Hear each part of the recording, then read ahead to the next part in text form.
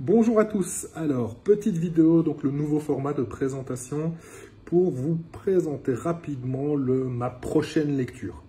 Donc ici, tout simplement, évaluer les troubles du spectre de l'autisme, le guide du clinicien, donc aux éditions Elsevier de Goldstein et Ozonov, donc ouvrage de 2020, donc vraiment quelque chose des plus récents.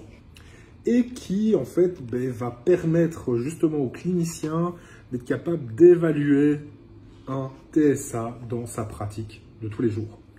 Avec une table des matières vraiment, là, je peux dire, assez complète, puisqu'on va parler des enjeux psychométriques et des échelles actuelles, du diagnostic, donc de bien poser effectivement les critères du diagnostic au travers du DSM-5. C'est un choix qui a été fait par les auteurs. Et après toute une série de chapitres autour de l'évaluation, donc chez les tout petits, avec les questions d'âge, d'évolution avec l'âge, et une autre série de chapitres autour de l'évaluation des comportements sociaux, du langage, des approches du fonctionnement neuropsychologique. Qu'est-ce qu'on a? Le fonctionnement intellectuel, l'importance d'évaluer le fonctionnement intellectuel dans le TSA, mais également les comorbidités du TSA qui sont quand même assez fréquentes pour le coup, donc importance de bien voir ces aspects-là.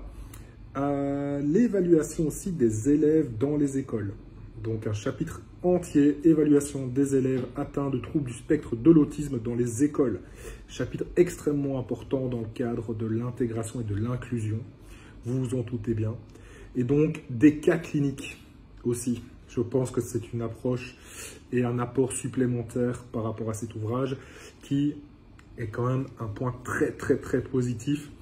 Et vraiment cette idée d'évaluation également des interventions, de ce qui est possible de faire et comment évaluer l'efficacité de son intervention. Donc un ouvrage qui pour moi est relativement complet, et vous allez peut-être me dire oui mais tu t'intéresses au TDAH, pourquoi tu commences à lire sur le trouble du spectre de l'autisme? Simplement pour des questions de comorbidité, c'est-à-dire que bien comprendre les diagnostics comorbides possibles d'un TDAH, mais également de bien faire la différence justement entre le TDAH et l'autisme.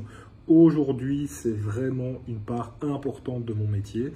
Et donc, je lis, je me renseigne et je continue à apprendre dans ce domaine des troubles neurodéveloppementaux.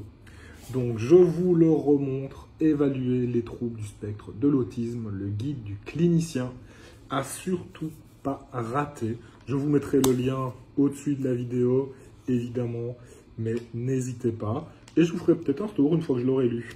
Voilà, allez, bonne journée à tous.